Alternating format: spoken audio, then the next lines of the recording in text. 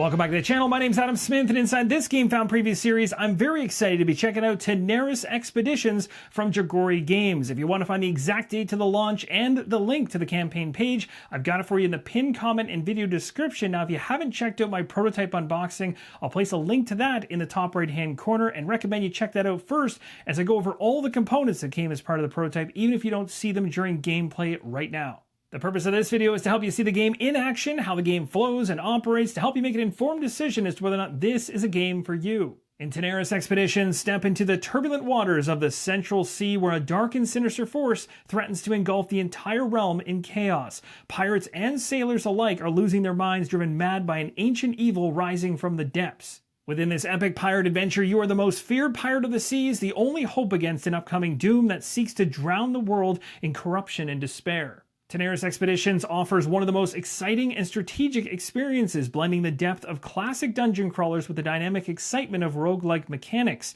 As you sail through perilous quests, your hero will grow stronger both during and between adventures, allowing you to create devastating combos that turn the tide of battle in your favor. During the game, you get to customize your Sea Lord with unique powers and strategies, creating powerful synergies between them. With engaging, fast-paced gameplay and richly immersive narrative, every turn brings new challenges and opportunities to prove your dominance over the seas and reshape the fate of the world. Now, just before we dive into encounter number 1 together and gameplay for it, let's actually go through the components set up around the storybook. We'll start things off with the player aids. They are double-sided. I love these. I love them in any game I see because they're always a nice reference rather than going into the rulebook step-by-step for leveling up. On the very first one, flipping over to the other side, and we'll actually talk about leveling up towards the end of the video. Conditions. These are condition tokens. This is exactly how they look, and they're all inside of that game tray up there. The game trays are not part of this prototype or the final version from my understanding whatsoever, but I've got them here to keep things organized. Now, taking a look at the condition tokens, you can see exactly what they do. Empowered, protected, toughened, weakened, exposed, and vulnerable. Basically, they're going to be positive and negative sides of the equation for each of them. So there's really 3 major things happening here with a positive and negative, and the token simply flips to represent either side. You've got important bullet points down below. That's player aid number 1. Player aid 2 talks about the initiative track and setting that up and how it works. You're going to actually see that as I set it up and we flow through it during gameplay. So we'll move right past that, going to the other side, talking about terrain. Now, this is important because when we get to the storybook, you'll see certain grid locations. I'll have icons that are either triangles, circles, or X's, letting us know there's deadly terrain, difficult terrain, or walls, and the rules that correspond to them. Then we get to the player aid. This is going to have your reactions, whether you're inciting a reaction or reaction rules. This is really cool. This reaction system inside of the game allows for a lot of dynamic things to happen out of turn. And we'll certainly touch on this more as we get into movement and combat in the near future. Now, on the back side of this one, you'll also see the full rundown of possible hero actions. So this is one you're going to definitely want to keep nearby, as it talks about how you're able to move, how you can do a prime action, and out of turn actions, which is the reactions and improvement cards, as well as special attacks. Now let's touch on the components. We have a pile of standees here. They're predominantly enemies, although the hero standees are already on the game board. We'll talk more about the storybook and where they're at in a second. But moving on to the bases that the enemies will end up inside of, you'll notice there's different colors and there's different types of bases, and they're going to tie to tokens. So for instance, if I put a skeleton into this particular base, then I'm going to use this token to represent that enemy. And then if it's in this base, it's going to use this one. And of course, there's tokens in here for blue as well as black, and even for the elites and bosses. So that way, when you actually place these tokens on the HP track, you know exactly which one's tied to which enemies out in the field. Now, there's a bunch of tokens hiding inside these game trays. We'll talk more about them later on, but we have some first aid-like tokens. That's these ones right here. Some of the tokens hiding over there. We have these ones, condition tokens. We just talked about them actually when we flipped over the player aid. They're all sitting in there. These game trays, again, are not part of the prototype whatsoever. I'm just using them to keep things organized. Next up is the HP track. This is going to be populated by not only your hero's HP tokens, but also the enemy tokens. So you can keep track of all of that in one spot. And again, very easily just look at the bases and then look at the colors or the shapes of the tokens on this HP track to know exactly where things are at. Coins here. We also have a chest deck as well, because of course it wouldn't be a pirate game if you couldn't find chests and treasure as you go along. And then we got sea curses. These are going to tie to the initiative side of the equation. You'll see that when I set it up. On the right-hand side of the storybook, we got the initiative area. Now, you might want to actually place this above the storybook or below it because it runs left to right. That's how you're going to actually initiate the different characters, heroes, and enemies alike. But for my purposes, I've actually put them in this area here, so we'll kind of go left to right in kind of a snaking pattern as we lay it out. So you've got the hero initiative cards here. The backs are exactly the same as the enemies, which are in this deck here. When you actually go into an encounter, the encounter will tell you what type of enemies that you're going to be pulling into the fray. When those enemies come in, you're going to go ahead and draw them from a deck. So you're going to have a huge pile of initiative and character cards. It's going to say bring in all goblins, pirates, sentinels, and spiders, for instance. You go ahead and grab all those cards. They'll be red and blue for each of them. You're going to put them into a deck, shuffle them up, and then you're going to draw based on how many actual enemies you need to bring out per the encounter instructions. So it might say draw 3. You're only bringing 3 out, so you draw 3 from that. You might get 1 red spider, a blue skeleton, and a red soldier. So then you know exactly what color and what enemies coming out, and then from there, once you stage the enemies, you're going to go ahead and mix those cards in with your initiative cards for your heroes, shuffle them up, toss all the other ones that you have because you won't need them anymore, and you're going to go ahead and lay that all out in a fine line because that's going to be your actual initiative order for the encounter. So seeing as we're setting up the initiative track, I'm going to kind of jump forward just a little bit. We haven't actually read the narrative for this particular mission yet, and we haven't gotten into the encounter section yet, but I can clearly see exactly which enemies are coming up in this encounter. So based on that, it says Goblin, Pirate, Sentinel, and Spider. So that's exactly what I need to grab cards-wise from the initiative cards, and there's red and blue versions of each of them. It's as simple as that. We grab all the cards relating to those specific enemies called for by the encounter. We're going to flip them over and shuffle them up. Deck's been all shuffled up. I'll show you in the storybook exactly what it states around placing villains. As you can see in encounter number 1, it says place villains in B2, E6, and I2. So we simply draw cards from the top of the deck we just shuffled, and they're going to go into each one of those spaces respectively. So we'll go ahead and draw the very first card off the top of the deck, and we got ourselves a pirate. It is a red one. So as I mentioned earlier, we take a look at the bases, we find which ones are available, and we choose one, and then we take the corresponding token that matches the shape of the base. So I got a red standee, which matches the red pirate card, and it's a circle base, so we grab the circle, cross, and bones, which is going to go on the HP track based on the HP of this pirate, which is 20.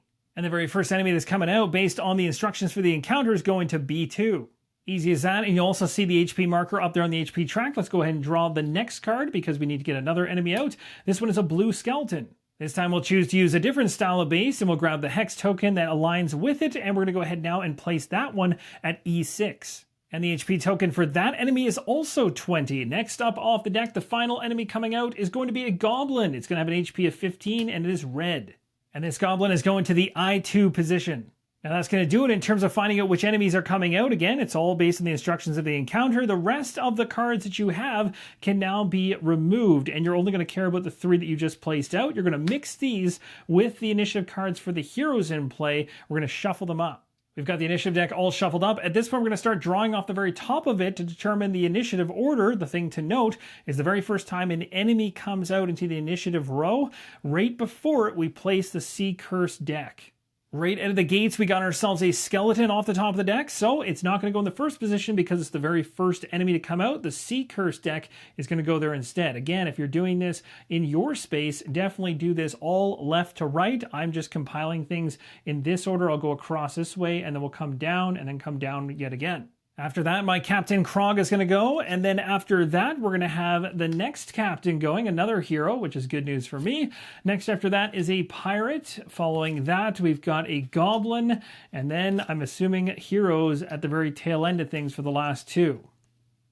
With the initiative row all set up, or maybe I should call it an initiative tower in this case, based on how I've got things going, it's going to run across the rows as it goes along. And I've got a tracker here on my own side. This is from Arkham Horror. It's not part of the prototype, as I mentioned before. Basically, I'll just place this on whoever is going to be activating or is currently activating at that time. So in the future, when we get into gameplay there, the Sea Curse is coming out first. Now, again, if we had happened to have gotten, let's say, 4 heroes in a row, that Sea Curse would not be happening until the very first enemy is going to be activating. It goes right before it. The reason for that is the Sea Curse has important information as to how the enemies are going to behave, whether they're red or blue, and then other effects as well. And of course, as you've seen, there's also a D20 up there. You'll be rolling that throughout the entire gameplay. We're now going to shift to focusing on the character setup of our heroes. Now here we're looking at 2 of the 4 characters inside my party. My party consists of 4 characters, one of which is a full character. This one right here, we'll talk about the rest of the setup for the full character in just a moment, but the primary difference between a full character and a comrade, which is an example of one right there, is the fact that the improvement deck is not a part of the equation. You don't have to manage that as you go through the campaign. So if you are a solo player and you're controlling a party of 4, you could have 1 full character up to 4 full characters, again, depending on how many you want to control fully. Now here's a look at my other 2 characters in my party, also set up as comrades. So I have a total of 3 comrades and 1 full character. The full character again has an improvement deck, whereas the comrades do not have to deal with that improvement deck. And at the end of every encounter, they also don't receive new cards. What they get instead is an evolution path, which is a card you can see in the top right. Here's an up-close look at the evolution path card I selected for this character I'm choosing to use in a comrade fashion. It's called Deadly Blade. It has encounter effects for 1, 2, 3, and 4. So those effects will come into play when you're in those encounters. Also, you'll see coins you can place in the bottom right-hand corner to unlock a coin effect over time. You can choose from different evolution paths, and you have different cards for each of the characters, so you can get something different out of them when you choose to play them as a comrade. Once an evolution path is chosen for a comrade, then that path cannot be changed until the quest is completed. However, you have the freedom to select a different path at the start of each new quest, allowing you to adapt to challenges coming ahead. Regardless of your character being set up as a full character or a comrade, you're all going to have 2 main attack cards to start off. So I got Bone Armor here and Regeneration. You'll also see ultimate attack cards here. There's 2 of them, but only one of them will be available from the very start because the other, which is just below it here, says we have to have 5 coins to make use of it. So we unfortunately won't be able to make use of the Unholy Barrier just yet, but we have the Ghost Lance from the very beginning, and that is the same across all the characters. These different ultimate attacks are all different, but they're the same in that the second one behind it is going to require 5 coins to use. So we're only going to focus on that one on the top for now. And here's a quick look at the main attack cards as well as the ultimate cards for the 2 characters on this side. We also have to grab all of the tokens representing the health of each of the 4 different classes, and these are going to tie to the different characters. Of course, you'll see this symbol right here ties to the symbol of the controller. Over here, the striker is red. In this case, it's actually an orange. I think in the final version that will be converted to a red color, but these are going to be going on the HP track based on the HP of each of the characters, so we know exactly how much health each of them has. The enemy HP tokens were already placed. Now let's place my party's HP tokens. That's going to do it for the HP track. There is one more thing I need to do for controlling a full character. At this point, I need to shuffle my improvement deck and draw out 3 improvement cards. I get to choose 1 to keep, and the other 2 get discarded. Here's a look at the 3 improvement cards I have to choose from. I got to pick one of these. Opportunist is at the very top here. +3 damage to your reactions. We'll talk more about how reactions happen later on, but essentially somebody moving around you is going to cause a reaction to occur, and that's going to allow us to throw damage. We can actually throw additional damage if we have 2 coins down below. We can get it up to 4. Pretty good for the opportunist. This one here, resilient defense, pretty interesting. This one is tied to a condition, a token. So if you have that token for toughen, then typically when damage is coming at you, you reduce that by 2 and the token gets discarded. What's going to happen here is it also can apply to residual damage. So if the enemy attacks you and instead of hitting you because they rolled a successful hit and they actually are putting damage on you, they actually miss their attack. And residual damage is actually coming at you because that enemy might have residual damage. This card allows you to use toughen tokens to be able to reduce that residual damage. Pretty cool. For 2 coins, you can also ignore terrain damage and difficult terrain. Last but not least, always good to have some healing. This one's called Healing Surge, it says, and it's actually an icon that means you can tap this anytime out of turn. So essentially you tap it 90 degrees to use it on your turn, and you can heal 2. And for 2 coins, you can increase that to 3 instead. And to be completely honest, for this character, doesn't really have a ton of healing going. I have 1 effect inside of my character, I believe, that allows me to do some healing. And I do have 1 actual healer as part of my party, but that healer has to be healing for all of my party. So maybe it might make sense to take this one, seeing as I can actually tap this card every single turn. That's going to do it for going over all the components that are set up for this particular encounter, as well as the final steps of character setup. Now we're going to dive into the actual narrative of the game, find out more about the encounter we're going into. Blink Island. Crumbs squinting through his telescope. Ahoy, Captain! In just 5 minutes we'll be dropping anchor at the infamous Blink Isle. Don't let these palm trees and soft sands fool ye. This so-called paradise has a wicked mind of its own. It disappears and reappears as it pleases. I once knew a lad who swore he was stranded here for 2 years, but only a day passed in the Central Sea. Strange place, this isle. Anything could happen here. Squawk states, I feel the same when you tell your stories, Crumbs. Crumbs, maybe so, but listen up. Time's short. Your mission is to save Captain Leanna and get out fast. I can already see enemy ships closing in. When you disembark, watch your step. There's something slippery about that sand. It's like standing on a mermaid's tail. Worse yet, those dogs have rigged the place with spikes. But here's the fun part. Use your own traps against them. There's nothing sweeter than watching a pirate fall on his own spikes. Show them why you rule these waters, Captain.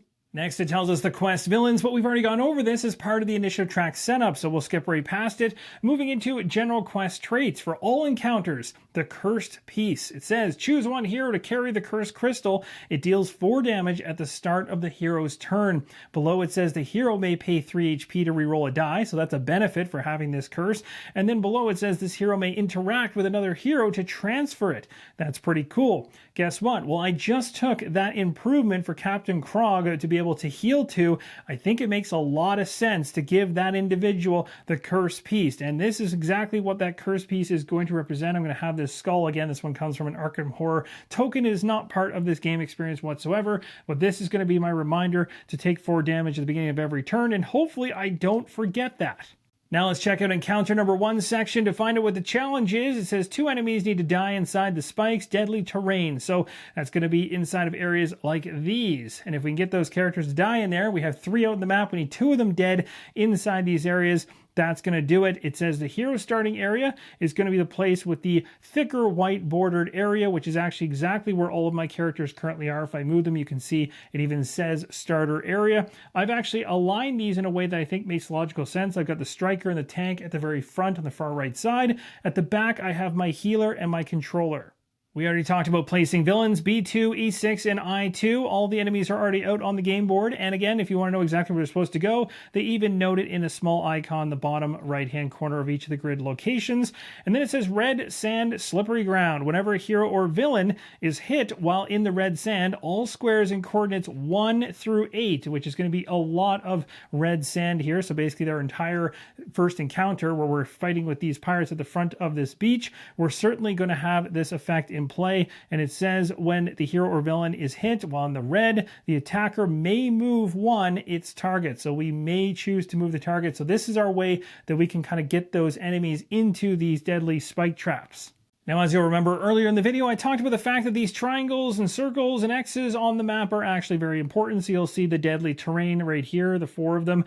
It lines up with the triangle. So it says damage on entry. You're going to take a damage for each square of deadly terrain you enter, whether by choice or due to an effect. So again, while the pushing is happening as part of the effect of the red sand that's very slippery, we're also going to be able to take benefit from the fact that it actually doles out damage towards either us or enemies that enter into these spikes. And then it says the entire turn, if you spend your entire turn in deadly terrain, you take a damage. You can't sit in there and expect not to get hurt. Diagonal movement, if you move diagonally through deadly terrain, it deals a damage. So if you are on the corner here and you try to hop to this opposite corner, you'll see the spikes are sticking out. They're going to hurt you as you try to make that diagonal move. Now, in order to actually progress to encounter number 2, you need to defeat all of the villains. In this case, all 3 need to be defeated, but the challenge is to have 2 of them die inside the deadly terrain. Let the battle begin. We are now ready to dive into our very first combat round. We take a look at the initiative track. The very first card in the top left-hand corner is the Sea Curse deck in this case, because the very first thing we pulled when we drew from our initiative cards was an enemy. And so whenever you have the very first enemy enter the initiative row, you're going to place a Sea Curse deck in front of it first. So that's going to set the stage for what the rest of the enemies will do throughout all of their cascading turns. So starting off with this deck right here, we're going to remove this. Again, that's just an activation. Let me know which one's supposed to be going first. And it's going to be an affliction. It says heroes are going to gain 1 vulnerable token. That is not good. Right off the hop, every single hero in my party is taking a vulnerable token, which means we'll be taking 2 additional damage from enemy attacks the very first time an attack is coming at us. Certainly not a big fan of that right off the hop, but there's 2 for these 2 individuals, and the other 2 will be getting them as well. Besides doling out a nasty affliction to us, you'll see at the bottom portion of the card, it also tells us instructions going forward as we begin to activate the enemies. So we're going to be targeting 1 hero every time one of the enemies makes an attack. And down below it says red, it's going to go after the closest hero, whereas blue is going to go after the furthest hero. On activation, villains make a move action and a prime action on their turn. Their sole mission is destruction. They're stopping at nothing to try and achieve that. They want to hurt the heroes as much as possible. Now, they follow a priority sequence that goes target selection, then minimal movement, and then damage avoidance. For target selection, they're going to take a look at the curse card, which already tells them their target is one hero. For minimal movement, they'll look at their move value, the boot on their card, telling them how much movement they have, but they'll use as little movement as possible to try to get to their target. And then damage avoidance. Of course, they'll try and take the safest path, avoiding as much damage as possible. The skeleton has 5 movement. It can move orthogonal or diagonal, and its current target is going to be one hero furthest away. So in this case, it's going to be the purple or pinkish base and the green base, which is going to be my controller and healer in the back there. So it really depends on which side this skeleton's going to go on. It's going to try to avoid as much damage as possible. In other words, in this case, being as we have 2 heroes in front of the controller and hero, it really doesn't want to trigger any reactions. So it's going to try to take the long way around to get there safely. So as an example as to how the enemy could be really dumb and wouldn't actually do this, but could trigger a reaction, would be going like this. 1, 2, 3, and now adjacent to this enemy here, this hero I should say, moving one more to get closer to this one to actually go ahead and make an attack. The problem is I've moved when actually adjacent to another hero, and because of that, the enemy would take a reaction attack. That's something it's going to try and avoid. It could also be just as silly and do it on the opposite side of the equation as well, going 1, 2, 3, and then same thing occurs. After moving here, it would trigger a reaction on the corner. So you look for the path of least resistance and, of course, the least amount of damage to the enemy as it's trying to move. So we'll go diagonal to here, and then we're going to go 2, 3, 4, and then diagonal 5 right here. And that's going to ensure I can get right next to the target I'm trying to get to, furthest away, and also no damage, no reactions, nothing bad happening to the skeleton. So the very first step of the enemy activation is determining the target. So again, it's looking for that favorite target it's trying to go up against. If it has more than one target to choose from, it takes the path of least resistance to get there, the one that will harm it least damage-wise. If it doesn't have enough movement to get to its favorite target, it will continue to look for targets that are reachable. And if there are no other ones which are reachable with its movement, it'll instead go ahead and do a double move. Now let's just say hypothetically the skeleton could have gotten to either side, either here or here safely. In those cases, the players get to choose where the skeleton's going to go. And there's also a couple other nuances within the movement section for enemies, especially things like sidestepping, which is something you can do as either a hero or an enemy to avoid a reaction altogether. We'll certainly talk more about this on the hero side of the equation. Now on to the attack for the villain. The skeleton is targeting my healer, and you can see here with this very first line, it says hit, 7 damage plus effect. In order to get a hit, we have to look at the defense value of my healer. She has a 7 on defense, which means the skeleton needs an 8 or higher to land a hit. If it does, it'll be throwing 7 damage at us plus the effect, and actually, it'll be adding an additional 2 damage in there because she's currently vulnerable. The skeleton is hoping to see an 8 or higher on this D20 roll. Not a good sign for my healer, and as I'm taking damage right now, I have to discard the token that relates to increased damage, as I mentioned, so an additional plus 2 damage on the 7 coming from the skeleton, and the effect is also going to take place. She's currently sitting at 30, she's now down to 21. What's even worse is that the effect of the skeleton states that the target has 16 HP or more when it was attacked, which it did easily. It's dealing an additional 3 damage. So the healer takes a whopping 12 damage right out of the gates. Now you'll notice something here at the very bottom of the card. It states miss 3 residual damage. What that means is if the skeleton had have missed, in other words, the defense of my healer was able to hold off the attack at a 7 or lower on the die, then 3 damage would still be coming my way anyway from residual damage. And because I'm vulnerable, I would still be discarding the token for 2, which means 5 damage would have went on her anyway, even on a miss from the skeleton. So either way, it would have been good, but the landing of the attack fully as it did was way worse. That'll do it for the skeleton. We now move over to Captain Krog, which is my full character I'm controlling. He's carrying the cursed crystal, and because of this takes 4 damage at the beginning of his turn. Not the best news to start things off, going from 35 to 31. Let's go ahead and use his improvement card, Healing Surge, to tap at 90 degrees, allowing him to heal 2. Not bad overall. He's only going to be taking 2 damage every single time he starts his turn with that cursed crystal, whereas if he hands it off to anybody else, it might be a little tougher to hold off that damage. Every single time one of my party members activates during this very first round, I'll go over the cards that they have so you have an appreciation for what they can potentially do. So first off, we have a passive power giving us a +2 to our damage. Anytime we're dealing damage, we're going to get an additional 2 on top of that. That's pretty good. Over here for Captain Krog, we have 35 health. As you know, we are currently vulnerable, so the next time we take damage, we're going to take 2 additional and then throw this token away. We have 8 for our defense. It's actually the highest in the entire party, so a good individual to be holding on to that cursed crystal, and just in general to be the full character. And then we've got movement here of 5, and then reaction attack of 3. So that's important. If reaction attacks need to come from this character, that's how much damage it'll be doling. And you can see here its passive power down below is a protector. Trigger: at least 2 villains are in one of you, in other words, one range of you, during your attack. And then the effect below says deal 2 damage on your first hit of your turn. So Captain Krog is all about positioning. He loves having at least 2 villains nearby. If he does, he gets additional boost to his damage. And if you pair that with the one up here, the +2, plus this over here for another +2, you can really start doling out some pretty hefty damage. Now down below, we've got the main attack cards. So we got Bone Armor here. It's going to tell you the level of the card, which is currently level 1. We're starting off at the very, very beginning. As the cards go along, they become more powerful. You have more things going on. Now you've got your actual targeting range as well as the number of enemies you can target with that attack. So in this case, 1 square away and 1 enemy is a target. And then the hit here is 4 damage. So if we get a successful hit, again, based on the defense of the enemy we're going up against, 4 damage is being thrown. Of course, these passives could add more into the equation based on whether or not you've actually hit them. We get a guaranteed +2 here, but this one has to have at least 2 villains nearby. But you can see 4 +2 +2, you make that happen, you're chucking 8 damage right there. Pretty good. The effects here, you can move the target to, you can gain a protected token. That's an effect that happens after you get the hit. If you miss, you're going to get residual damage. So you still get to place 3 damage on the enemy even if you miss doing your initial attack. And then over here, we've got another one we could potentially use in our turn. This one has a hit for 4 damage. The effect is healing 2, which is nice. And then a miss, we still get some residual damage thrown as well. Now these are ultimate cards. They can only be used once per quest. They're very powerful, so you want to pick the right moment to use these. I'll tell you exactly what you can do. So here the Ghost Lance is up to 5 squares away range-wise. It can hit 2 enemies.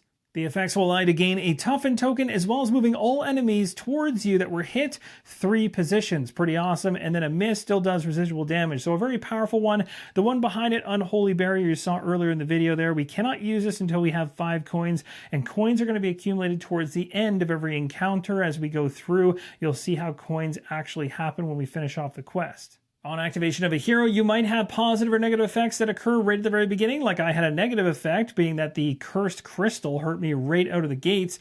But after that, the bulk of every hero turn, it consists of a move action and a prime action, or a prime action and then a move action. You can choose which one comes before the other, but you cannot take your move action, break up your movement, say you have 5, use 3, then do a prime action, then use the other 2. You cannot do that. But in this case, I'm actually sitting right next to an individual I want to attack because my Captain Krog is right here. So I am already adjacent to a target. I could just go right ahead and make an attack. Before I continue with my turn, this is a great reference card to show you because it shows everything you can do as a hero from a high level. So again, you can take your move action and your prime action in any order. Once you're inside of one of those buckets, these are all the things you can do. So as a move action, you can move and use your movement allotment. So my Captain Krog here can move up to 5. So you could use those to move 1 square in a diagonal fashion as well as orthogonal. You can also interact for 2 movement. You must be adjacent, and you could do interactions like trading, for instance. I could hand off my wonderful cursed crystal to somebody else if I wanted to. Sidestep, we talked about this earlier, let's talk about it now. Basically, it costs all of your movement in order to move 1 square without inciting a reaction. So if you are next to an enemy and you want to make a move away from that enemy and you don't want to incite a reaction attack against you, you can use all your movement as part of your move action to do a sidestep and not take a reaction. Last but not least, you can choose to focus using 4 movement to position for ranged attacks. Moving on down to prime actions, they're pretty straightforward. You can either do a main attack, you can do an ultimate attack, you can do an extra move action. So say you don't want to do any attacking, you just want to do extra movement. Well, now you have extra movement available. You can pull off something else in order to set yourself up maybe for a later strategy. And then the last thing here is quest-specific actions. So follow any quest instructions that might be there to tell you can do something, maybe interact with something in a special way. You have out-of-turn actions. So again, reactions can cause this, and that can happen from the character. character or from the enemy standpoint. You also have improvement cards that can be used. Some improvement cards is like I use my healing surge. You just tap it in order to use it in that case. Has that icon right there. And then special attacks. Some ultimate attacks allow you to use it during the villain's turns. It's so powerful you can actually trigger it out of turn, and that's exactly why it's in this section. Now, as of right now, I'm not going to be able to take advantage of my passive because I do not have at least 2 villains that are within 1 of me during my attack because I'm choosing not to move. I'm going to do a prime action to start things off and just do an attack. So I do get this, though. I do get my passive power dealing an additional 2 from this one. So I'll take that, which is nice. We'll add that to maybe this one here. We'll do regeneration because we took a little bit of a hit. I'm currently at 33. My maximum is 35. We might as well get that additional 2 and bring us back up to full health. So let's go ahead and do this one here. We have an enemy which is 1 square away, which is a skeleton. And the skeleton's defense is currently a 6. So it's not too bad. We might be able to pull this off. Let's see how the die roll goes. We got ourselves a 5. And unfortunately, a 5 is underneath of the 6 for the skeleton's defenses, which means it's a miss, but I do get residual damage, which is going to be 3. Now, I want to clarify something that I might have misspoke on earlier, and that is these +2 that are going to give extra for damage are not going to add into residual damage. So I only get to throw 3 residual damage at the skeleton. The +2 DMG is not going to be able to be added to the R DMG. It would only be on a hit. And the same thing goes for the effect. I don't get the effect. I don't get to heal 2 because I missed. The skeleton's going to drop from 20 down to 17. So a decent hit, but nothing too major. That's going to do it for Krog. We're now moving on to Captain Marianne. Captain Marianne is my healer of the party, and unfortunately she's the one that needs all the healing because she's currently down to 18 health. Her maximum is 30. She has defense of 7, movement of 4, reaction damage of 3. Her passive power is hope. It says trigger it. You are in 1 of an ally during your attack. That is actually doable in this case. The effect is heal 2 an ally, and that ally cannot receive another heal from this attack. Not bad. We'll see up here with this card, encounter 1 is what matters. It says when you attack, even on a miss, you heal 3 to a hero. That's pretty awesome. She's got lots of healing ability. And then down below, she's got her main attacks here. We've got one that can go up to 5 squares away towards an enemy. She can hit it for 3 damage. She can do a 3 heal on a hero. If she misses, she's got residual damage. She has the same residual damage over here on this one. Different kind of attack though, 5 squares away, 1 enemy, same targeting and same distance, but it says here 4 damage, and the effects, an ally gains 1 protected token or 1 toughened token, and then you can move an enemy. That's actually pretty cool. So what does toughen, what does protect do? Protected gains +2 to defense against enemies. That's a token, not bad. And then toughen, which I might have touched on earlier in the video, is taking -2 damage from enemy attacks. Last but not least, she's got her ultimate here in the very bottom right. So 5 squares, 2 allies, hit for no damage, but the effects are you're healing 5 on all allies hit. You remove 1 negative token from each target hit, and on a miss, there's residual damage. Actually, there is one thing I forgot to do. When Captain Marianne was attacked earlier on, when she's hit, the enemy can now move her 1 position because of the sand situation. Now, how enemies will move heroes is they're going to try to move them towards something that would, of course, hurt them. In this case, I can get hurt by getting into the spike area, so we're going to move Captain Marianne 1 space diagonally. And that type of movement doesn't incur any type of reactions. It also doesn't change anything about what I was planning to do with her turn. Captain Marianne is going to make a healing water attack here for her prime action. She's going to be looking to hit for 3 damage. We're going to be rolling a die here. The skeleton's defense is currently a 6, so we're looking for a 7 or higher to get the hit.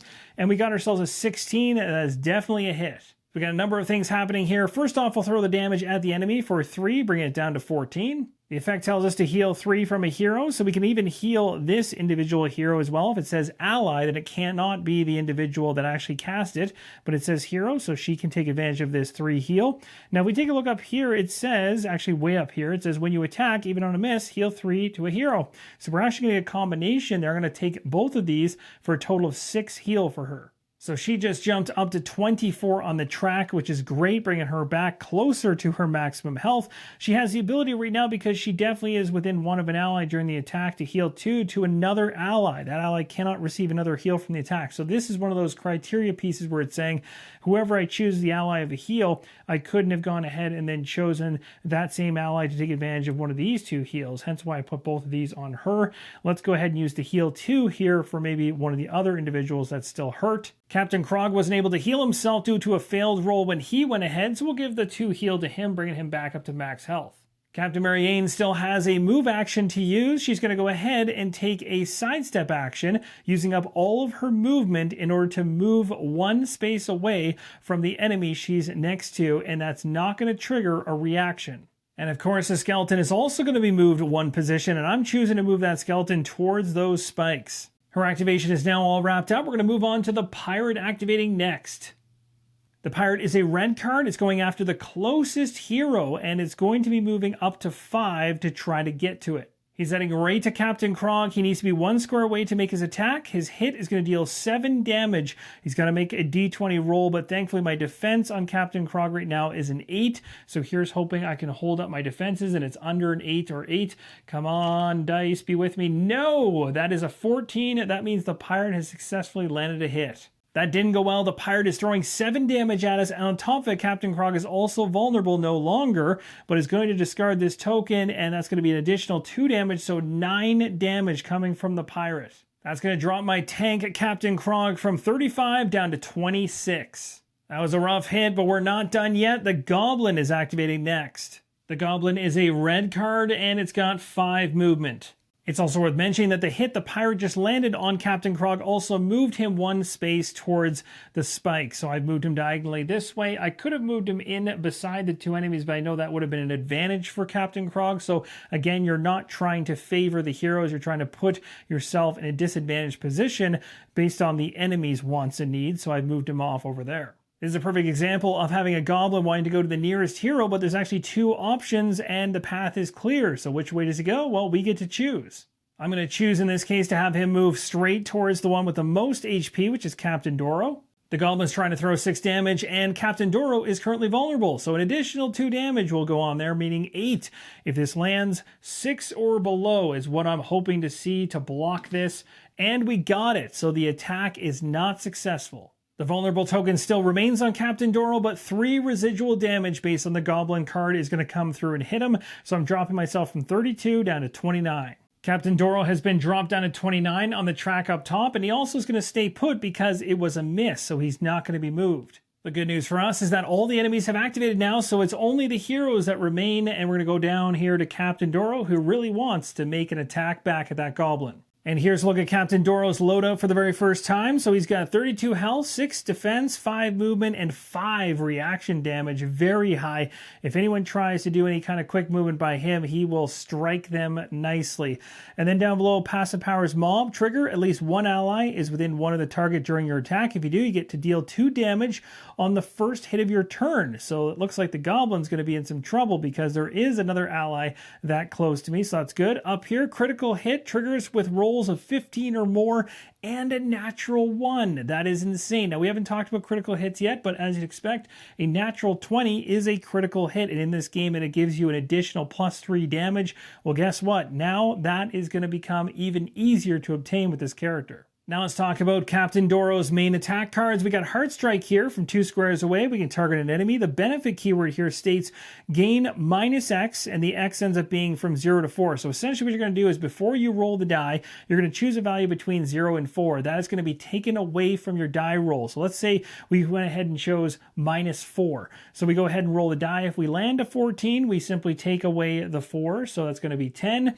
And we hope that we're still above the defense of the enemy in order to get the hit. If we are, great, we get 6 damage, but we also now get to deal the damage of the amount we took away from the die on top of it, adding a lot more. So it's a nice risk reward or push your luck type situation there. But of course, if you're taking away from your die result, the chances of you missing completely are definitely higher, and then your residual damage would kick in. The other main attack card is very cool. This one has a benefit of moving 2, and this movement of 2 as a benefit will not trigger any reactions from the enemies. So it really allows you to strategically position yourself, especially in a situation where maybe you're surrounded as a striker. Very cool. If you get your hit, you get 5 damage. You can also throw an exposed token on the enemy. That is very good because it's going to basically remove 2 defense against enemies. So when you throw that on an enemy, it's going to make their defenses 2 lower, which is great. And of course, a miss is still residual damage of 4, which is still pretty good.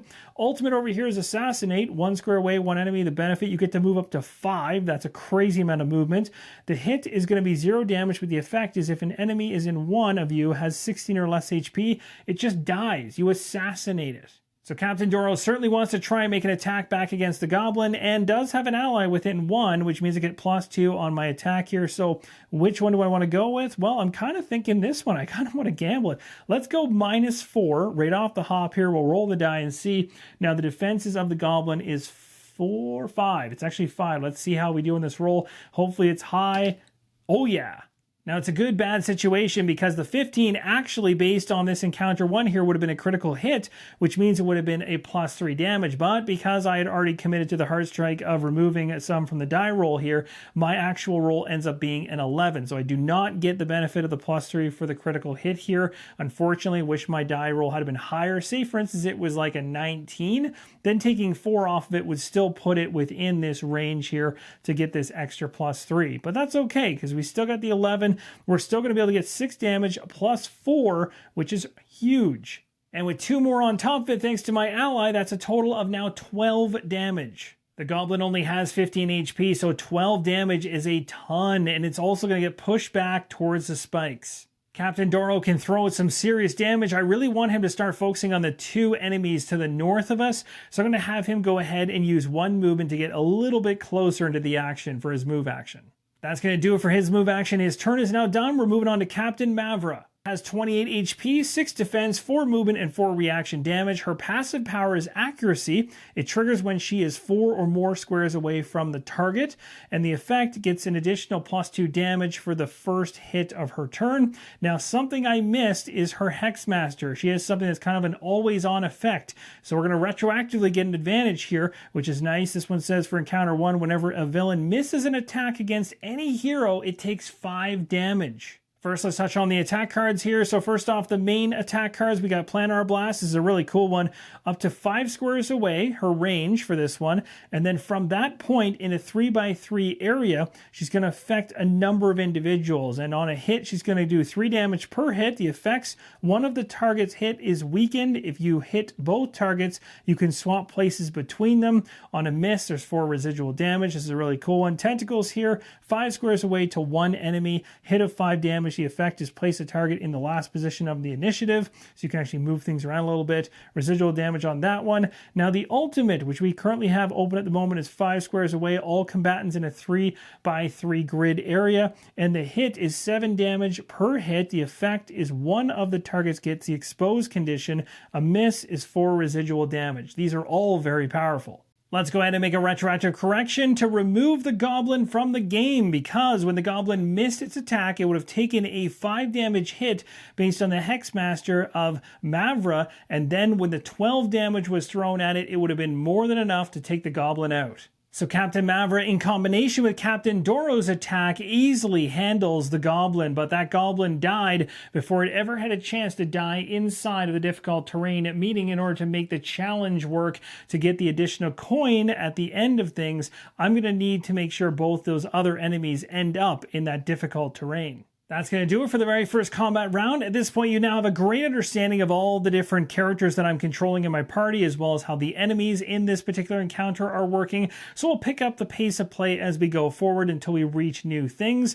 The one thing that happens now is, of course, I'm going to go ahead and place the skeleton back on the deck. We're going to get rid of the affliction card up there, as a brand new card will be drawn off at the very start of the next round. And also, as we go into round number 2, the goblin card is removed as there's no more goblins in play. Inside of round number 2, we go to the top of the initiative track. It is a Sea Curse card, a brand new one. It's called Unholy Ground. Heroes cannot heal. Targeting for the enemies is going to be 1 hero. Red's going to go for closest, and blue is going to go after the healer. The blue skeleton is going to activate right now. It's got a movement value of 5. The target of my blue skeleton is the healer, which is right here, denoted by the Sea Curse. The skeleton is here and is using as little movement to get to that target as possible, but as you'll note, it is actually adjacent right now to Captain Krog, which means if it moves south 1 position, it's going to trigger a reaction. However, the enemies are smart, and they can also go ahead and do a sidestep, just like the heroes can, spending all of their movement in order to move 1 position without triggering any reactions. The skeleton wisely avoids a reaction, gets right in position to make an attack against Captain Marianne.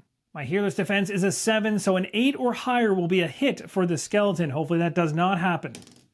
That's certainly not good news. That is definitely a hit, and that means the effect's also going to take place. So 7 damage going against the healer, which is not good. I'll make that adjustment in just a moment, because down below here it says if the target had 16 HP or more when attacked, deal an additional 3, and she definitely does. So it's going to be a total of 10 damage.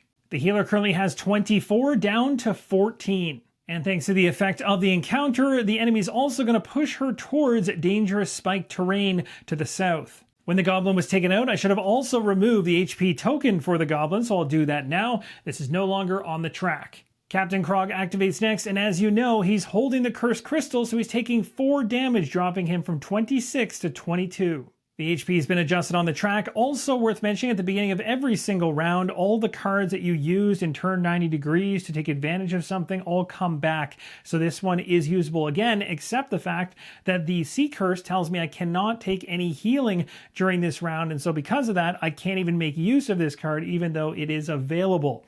Now let's make a decision as to whether we want to do a move action or a prime action to start things off. And I think strategically, I'm going to do a move action first. Now, taking a look at the current layout of all the enemies and heroes on the game board, I really want to make use of my passive power known as Protector. I have to have at least 2 villains adjacent to me during my attack to get an additional 2 damage. So to make that happen and to not trigger any reactions, I'm going to go ahead and use my move action to do a sidestep, burning all of my movement in order to move 1 space with no reactions being triggered. In a much better position now, I'm not only going to get +2 damage from my improved passive power card, but also from that passive power right on my character dashboard for another +2 damage. So that's 4 right there.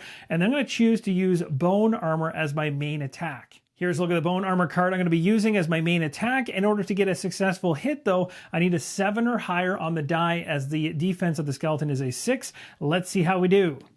Now that is more like it. We got ourselves a natural 20, a critical hit, which is going to add 3 into the damage. So not only do we have a hit here doing 4 damage, on top of that we got 2 here, 2 more here. That's a total of 8 plus 3 more for the critical. That is 11 damage. The skeleton is currently sitting at 14 HP and is now going to be all the way down to 3. Now I've got an effect on the card that I chose to use, which states I can move the target 2, and I can also gain a protected token. On top of that, the sand is going to provide me with an additional movement as well, so I can move this character up to 3 spaces. So why don't we put this character in harm's way? We're going to move 1 position, getting closer to the spikes. Another movement will put him into the spikes for 1 damage, dropping his health down to 2. And last but not least, the third movement will move him into another set of spikes in a different position for another damage of 1. He only has 1 health left. Basically, Captain Krog hit him and then flung him towards the spikes. With that awesome hit, Captain Krog also gains a protected token, and for those who don't know what that is, it's going to give us a +2 on defense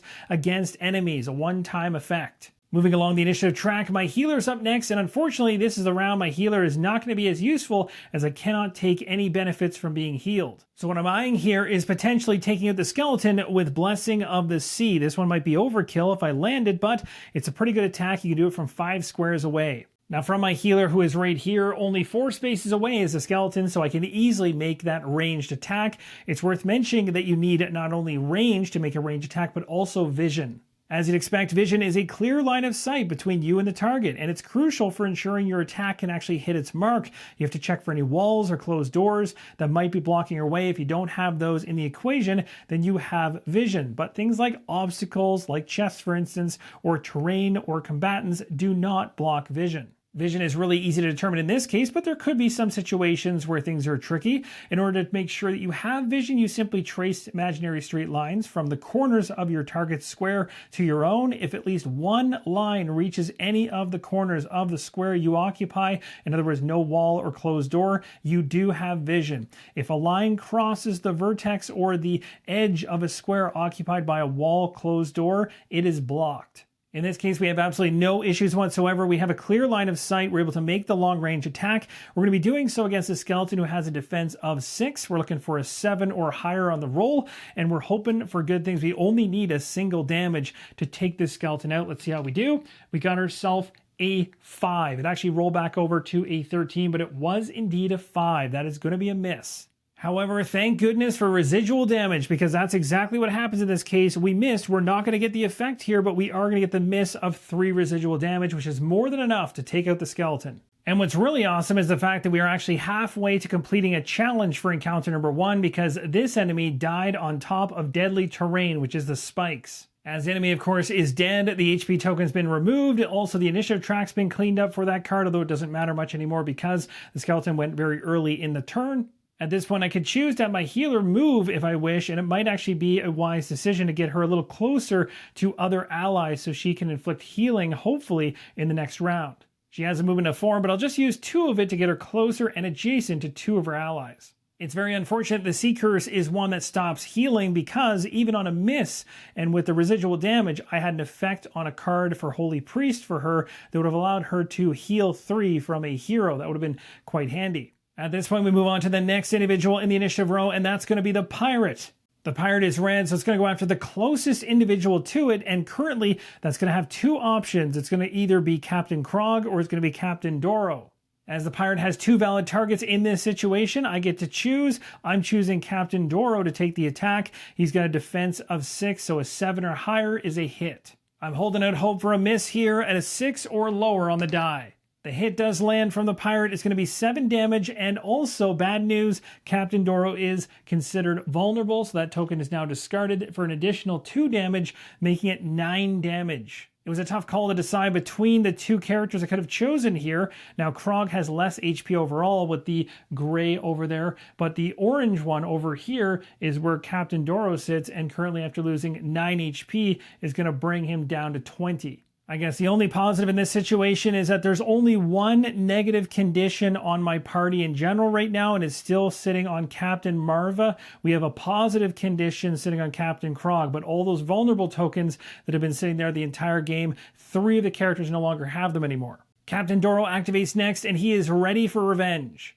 I'm going to choose to be risky yet again. Let's go for a main attack here. Heart Strike, we're going to go for a -4 off of the die roll. Also, I do have an ally at least 1 away from the target during the attack, so I'll get +2 for the first hit of our turn if I can land this hit as well. And of course, up here, critical hits trigger with rolls of 15 or more and a natural 1. So I'm hoping for something there as well. We need a high roll based on the -4, so here we go. That will certainly do it. We got ourselves 6 damage +4, which is 10, and then another 2 from this right here for a total of 12 off the 20 for this Pirate. And don't forget, because I committed to removing 4 from the die from right here, I do not get to take advantage of the additional 3 damage that would come from a critical hit, as I'm just under the threshold. So not bad at all. The Pirate is down to 8 health, and at this point I can move the Pirate 1 position. I'm really trying to get that Pirate onto the deadly terrain to be able to complete the challenge. And for my movement action, I'm going to use it in order to sidestep to make sure I don't trigger any reactions from the enemy. Last but not least, we have Captain Mavra, and you'll see the Hexmaster has not been able to place 5 damage for any misses coming from the enemy in round number 2, because every enemy that has thrown an attack has actually hit so far, which is really unfortunate. Now, I'm thinking about doing the Tentacles attack here, but I want to make sure I'm actually able to use my passive power, so we're going to get ourselves in position first. Let's go ahead and move her into a position that allows her to be 4 away from the enemy. I've used all of her movement of 4 to get her further along the beach. She's also at least 4 away from her target. The Pirate has defenses of 6. Here's hoping I can pull off a 7 or higher on the roll. We got ourselves a 19. Pretty solid overall. Just slide that over as it rolled just out of shot. With 8 total health and 7 damage going against it, it is now down to just a single point of health. And I've also moved this individual 1 space closer to the deadly terrain. Now, a very cool effect that now happens as a result of the Tentacles main attack I just did for Captain Mavra. It states to place the target in the last position of the initiative track. The Pirate has now shifted positions, and as everyone can only act once in the initiative round, this Pirate is not going again just because he's at the end of the row, but this is certainly going to have an effect as we go into round number 3. The next Sea Curse card is called Power of the Depths, and this one says villains are going to gain 1 empowered token. They're going to be targeting 1 hero when they attack. Red's going for closest, blue's going for fewer HP. In this case, we only have red out, so it's just going to be for closest. Now, the empowered token is going to deal +2 damage against enemies, so that is something that the Pirate's going to dole out, but I'm not going to give it a chance. So we'll activate Captain Krog next, who is going to take 4 damage thanks to the Cursed Crystal, and that will drop him from 22 down to 18. Now, taking a look at the HP for all of my heroes at this current state, Captain Krog starts with a maximum of 35 health, is now down to 18, so a pretty good smash against him so far.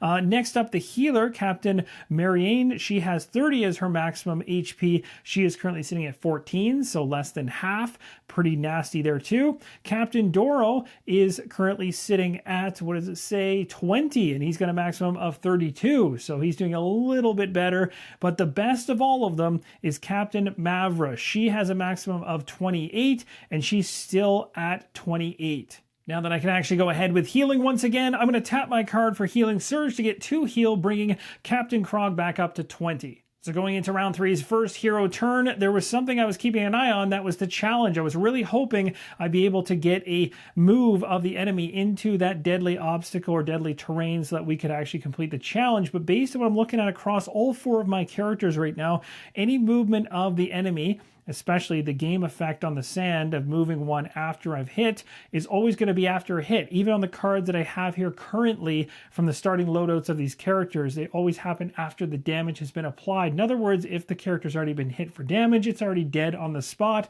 and can't be moved afterwards. I don't believe. I think that's gaming the game a bit, so I'm not going to do that. So I do not think I'll be able to complete this challenge, unfortunately, but I could have strategized a bit better to make it happen. Captain Krog is not happy that he can't pull off the challenge completion, so because of that, he's going to throw a little bit more anger into this roll against the pirate to see whether we can take it down with a really big swing. So we need to have at least a 7 or higher on the die roll. Let's see if we can pull it off, and we do.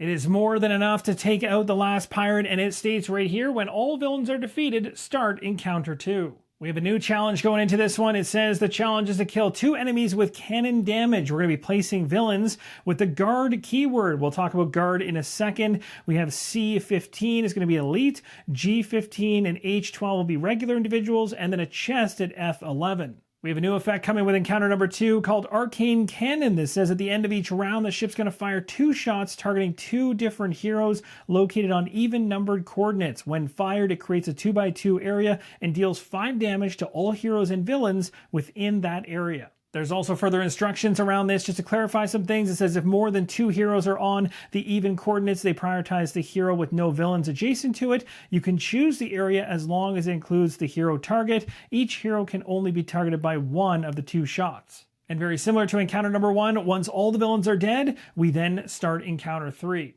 Something to keep in mind going forward for the new encounter is now we're focusing on encounter 2 on the evolution cards for the comrades only, because only the comrades have these types of cards. So now we're going to have a +3 to attack rolls rather than the healing above from encounter 1.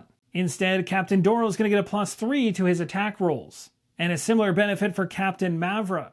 Now, when you move from one encounter to the next, one of the cool things about the game is that the enemies that came from the prior encounter are brought back into this next encounter to make up this next deck, as well as any other cards instructed to be added in. Now, in this case, there's no more to be added in terms of villains, but there is an instruction to make one of them, the very first one we pull, an elite. Drawing the first handful of cards off the top of the deck, we're going to have Captain Mavra going first, then Captain Marianne, and then after that, a pirate who is the first villain to come out. This pirate is going to become the elite, and also we're going to go ahead and move the Seeker's deck to be just in front of that pirate. So we'll go ahead and shift the pirate down to the next row, and we'll continue drawing cards out for the rest of the initiative track. And I'm going to put these villains as they come out in this track in the order of the placing villains instruction for encounter 2. You'll see that in a second. So the first one will be the elite, which is a pirate. The second one will be a skeleton, and then it's going to be a goblin.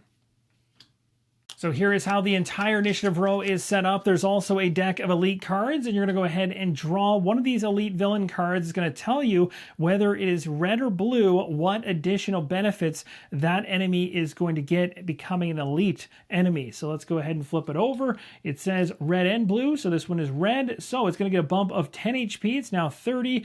Damage, it's going to be pushing an extra 5 damage, and it gets an increase of 1 to movement. With the initiative track all set up, let's go ahead and place each of the villains on the map. And just like that, everything is set. We got the elite pirate up here, we have the skeleton here, and the goblin here. There's also a treasure chest here. I've also gone ahead and set all the HP for all of the enemies. The pirate is at 30. We have the other two at their normal amount, skeleton at 20 and goblin at 15. My band of pirates has their eyes on that treasure chest, and if we want to actually get what's inside, we need to do a move action and then take an interact, which costs 2 movement to interact with the treasure chest. Then we can draw a card and find out what's inside. Now, this encounter told us that these 3 villains now placed are known as guards, and that's a keyword that lets us know that these are patrols. They're basically patrolling around, unaware of the heroes lurking nearby yet. They haven't been alerted to their presence, so they're very passive at this point. So while they remain on guard, they're posing no imminent threat, and they take no actions until the presence of a hero forces them into action. So how do you activate a guard and have it go from its passive state into an active state? Well, if you attack it or affect it in some way, in other words, the guard is targeted by or affected by an attack or effect, that is going to bring them out of a passive state into an active state, and at that point, you've got problems. The other way it can happen is through proximity. If you are moving within 2 squares of any guard, regardless of their final position, you are going to be attracting attention. And the last one is group activation. If any one guard in the encounter becomes active, then all the guards activate at the exact same time. So they're passive until one of them isn't, and then everyone's active. So long story short, even though these guard villains are in the initiative track, as we go through the track, we're ignoring them for the purposes of activation. They're passive, they're doing nothing. We have time to move around and do what we want, but at a certain point, we'll either forcefully have them trigger and they'll become part of the activations, or we will do it accidentally in some way, shape, or form. Now, the final thing I want to touch on before we wrap up part number 1 is around reactions, because inside of encounter number 1, I did a pretty good job of having no reactions trigger as I went through that encounter for my heroes, and also the enemies did a good job. So we did a lot of sidestepping to avoid those types of situations, and also when game effects would have individuals move, those things do not trigger reactions. So for instance, if you have an effect that has movement going on, a reaction doesn't come out of that effect on the card, or if you have some type of effect from an encounter, like we did with the sand, for instance, moving individuals, that won't cause a reaction. But if the actual enemy moves using its movement allotment and then just does it without sidestepping, that could trigger a reaction depending on who is already adjacent to that individual at the time. Same thing for the heroes. So here's a breakdown of a high-level look at reactions, because there's different ways it can actually trigger. You can see it's not only from just moving when you're adjacent to somebody, but also if the enemy declares a target for a ranged attack while adjacent to you, and I assume that goes the other way as well for the heroes, that can also trigger a reaction. We just haven't had that yet. The key things to note are down below. You can only have 1 reaction per turn. The heroes have the choice. You roll a d20. There's reach and timing involved. Everything here at a high level is written out. I'm sure at some point during the next episode, we likely will see a reaction occur. There is one more thing to touch on, which I mentioned earlier in the video, but I'll show you an example of it right now, and that's around flanking. So here's an example of one that would absolutely work. We're not adjacent to each other, but we're both adjacent to the enemy. As soon as we have 2 adjacent to each other on the same side, that flank no longer works, but we could be split in any way, shape, or form like this even. And that, my friends, will wrap up part number 1 of Tanares Expeditions coming from Dragori Games. This one's landing again in mid-November. The exact date of the launch is in the pinned comment and video description, as well as a link to the campaign page for you to find more information. Stay tuned to the channel as we dive into another gameplay video so you can see more of this one in action. Let me know your comments down below. Thanks again for watching, and as always, keep on rolling solo.